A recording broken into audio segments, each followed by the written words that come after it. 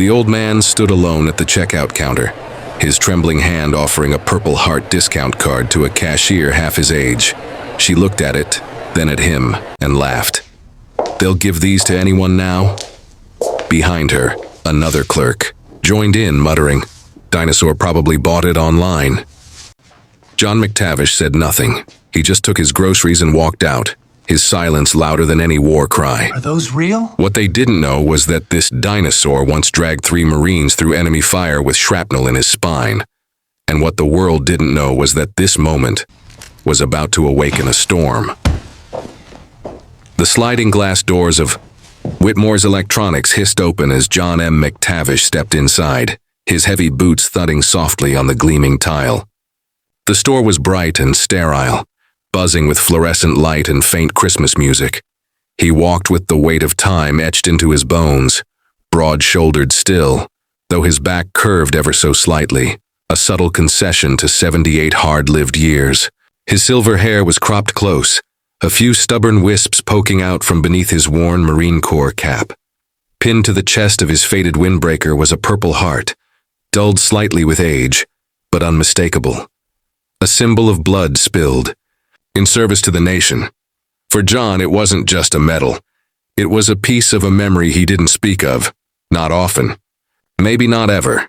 He didn't expect the teenage clerk behind the counter to salute him. He didn't even expect a thank you, but he certainly didn't expect what he got. John approached the counter slowly, a small digital voice recorder in his hand. His old one had finally given out, and this new gadget baffled him. He needed help, just a simple tutorial. "Excuse me, young man," he said, voice gravelly but calm. "Could you show me how to set the date on this thing?" The clerk looked up from his phone, eyes immediately catching the metal on John's chest. His mouth twitched into a smirk. "Whoa," the kid sneered, nudging the guy next to him. "Looks like we've got a war hero here." John blinked, startled. "Purple Heart and everything," the clerk added, exaggeratedly leaning over the counter to inspect it. "What did you do, trip over your own boot in basic training?" His friend burst into laughter. John's hand tightened around the recorder. He said nothing. Not yet. The other clerk chimed in. "Bet he keeps that thing. You won just for the senior discount." The air in the store shifted. The temperature didn't drop, but somehow it felt colder. John's mouth twitched, not with anger, but with something older and quieter. Disappointment. He had seen things these kids couldn't imagine. He had held brothers as they bled out in the dirt of Hugh City. He had watched the sky rain fire. And now, 50 years later, he was being mocked by 2 boys who hadn't yet grown into their arrogance. He opened his mouth, then closed it. He set the voice recorder on the counter, turned without another word, and walked away. Outside, the wind stung his cheeks. He didn't feel the cold. He felt the shame, not for himself, but for them. At the end of the parking lot, a black SUV pulled into a spot. The driver's door opened and out stepped a man in crisp fatigues, tall, square-jawed, powerful. His name was Colonel David McTavish, and he was John's son. "Dad," David called, spotting him. John paused, looked back, then gave a small smile. "Didn't think you'd make it today." David walked up, pulling his father into a brief, strong hug. "Wouldn't miss our lunch. You okay?" John hesitated. Just kids being kids. But David knew that look. He'd seen it on Marines who'd just lost someone, on fathers who didn't know how to tell their sons they were hurting. He glanced toward the store. "What happened?" John shrugged, brushing it off. "Doesn't matter." But it did, and David's jaw tightened.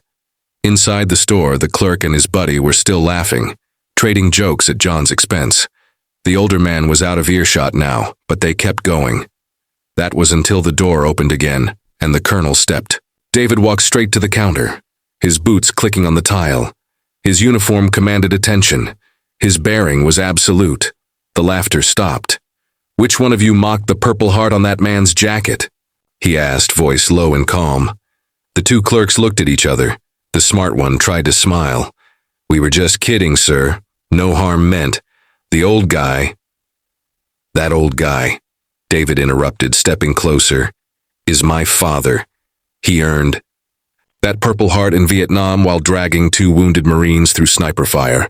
He was shot through the leg. He didn't run, he didn't complain, he kept going until they were safe. You laughed at that. They were silent now. The store manager had emerged from the back, alerted by the tension. Colonel, the manager said carefully, what's the issue here? David didn't look away. The issue is that your employees think it's funny to humiliate a decorated veteran. A man who bled for this country while they sit here tapping on TikTok. The manager blinked, processing. I'm sorry, sir. I'll speak to them. No, David said, his voice rising just a fraction. Don't speak to them. Fire them. Colonel, right now. The clerks paled. One of them tried to mumble an apology, but David silenced him with a glance. The manager hesitated, then nodded. You're both dismissed. Clock out now. The 2 shuffled off, faces red, eyes down. Outside, John stood beside the SUV, watching the scene through the glass. He knew what had happened. He recognized his son's posture, the way his shoulders squared when justice demanded it. When David emerged, John sighed. You didn't have to do that.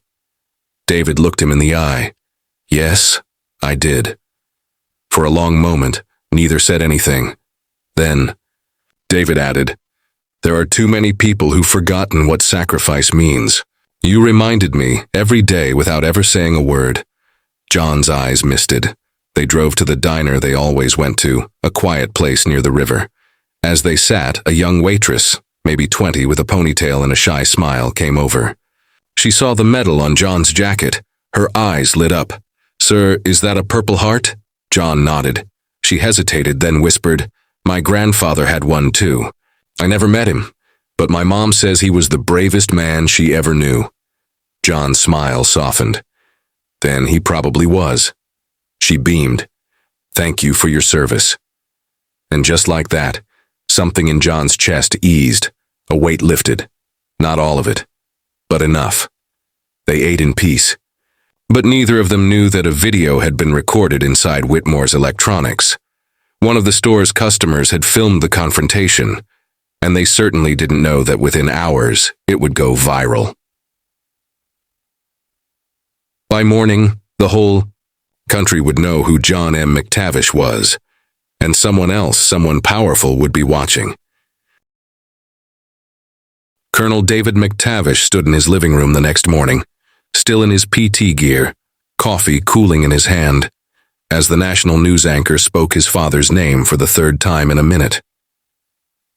Retired Marine Gunnery Sergeant John M. McTavish, whose Purple Heart was mocked by teenage store clerks in a viral video viewed over 12 million times overnight. The video was everywhere. David didn't post it. Someone else had. A woman in the store had caught the entire thing. The disrespect. The quiet way John turned and walked out, and the moment David walked in and shut it all down. John hadn't seen the clip. David had debated showing him but wasn't sure how his father would react to becoming a symbol. And then, the phone rang. Colonel McTavish? Yes. This is Ava Reynolds from Good Morning America. We'd like to fly you and your father out for an interview. No. But sir, we'd love to honor his service and… David hung up. The phone rang again within minutes. Then again and again. Senators, veteran organizations, talk shows, local newspapers. John McTavish was trending now. By midday, someone had uncovered his full record. 2 tours in Vietnam, Silver Star, Bronze Star, Purple Heart. Photos of him younger, in his dress blues. One photo showed him holding a wounded Marine in his arms, both bloodied but alive. David finally told his father at lunch. You're kidding, John said. You're on every channel, Dad. They're calling you the Silent Guardian. John shook his head, half amused, half horrified. Hell of a nickname for a janitor. You weren't just a janitor. You were a Marine. You still are. John looked out the diner window. That doesn't mean I need to be on a screen. I didn't post it. I know. And John fell quiet. But in his silence, something stirred. He wasn't angry, just tired. Not of the attention, but of how long it had taken for someone to notice the quiet dignity of men like him. 3 days later, the mayor of Ridgemont called a press conference on the courthouse steps. Dozens gathered, reporters, veterans, young, people holding handmade signs. One read, "Respect the wounds you don't see." John stood at the podium, reluctantly, wearing a clean suit and his old cap. His Purple Heart was pinned neatly over his heart. "I didn't ask for this attention," he began, voice steady.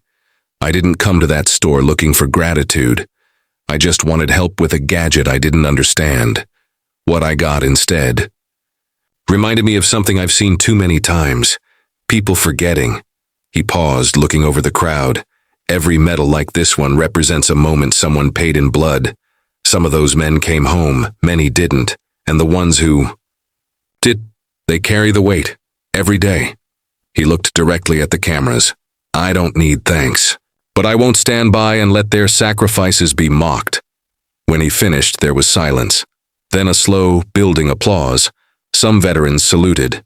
Some civilians placed hands over hearts, and others, young, old, rich, poor, stood in reverent quiet. Back at Whitmore's Electronics, the store had taken a different path. New signs were posted. Veterans welcome, always. A donation jar for the VA had been set up near the counter. And at the register now stood a new hire, a man in his 60s with a service dog and a gentle smile. His name was Paul. He had served with John in 1968. They hadn't seen each other in 40 years. "I saw the video," Paul told him, the first time they met again. "And I remembered that day in Hugh. I was one of the ones you dragged out." John said nothing. His eyes just welled up. From that day forward, every Friday morning, the two sat on a bench in the town square, drinking black coffee, talking, quietly. Sometimes people would come up, shake their hands. Sometimes they'd just sit in peace, two ghosts from a war long past, finally being seen. But not all the attention was kind. A week later, as John returned from the grocery store, he noticed a car idling across the street. The man inside was staring at him, hard. Then he pulled away. John thought little of it at first, until it happened again. And again. David noticed the surveillance first. "You being followed?" he asked, narrowing his eyes. "Probably someone with a camera," John said. David didn't think so. He ran the license plate from his contacts at the Pentagon. It wasn't press. It was government. That night, John sat across from David at the kitchen table. They were silent for a long time.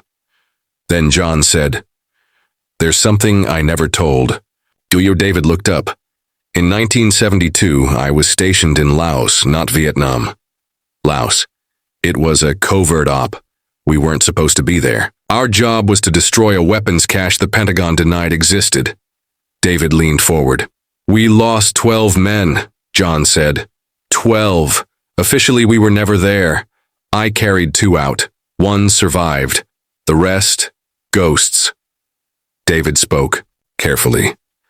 "Why are they watching you now?" John looked him dead in the eyes. "Because there was a name on that cache. An American name, and I remember it."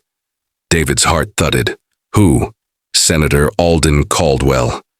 The name struck like a hammer. Senator Caldwell had just been announced as the new chair of the Senate Intelligence Committee. "He supplied illegal arms to Southeast Asia," John said.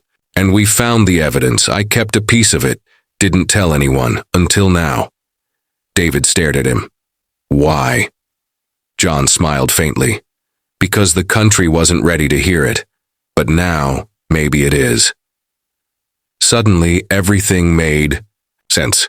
The surveillance, the video's explosion, the calls not just from press but from men trying to silence a whisper before it became a scream. That night, David made a decision. They wouldn't run. They would speak.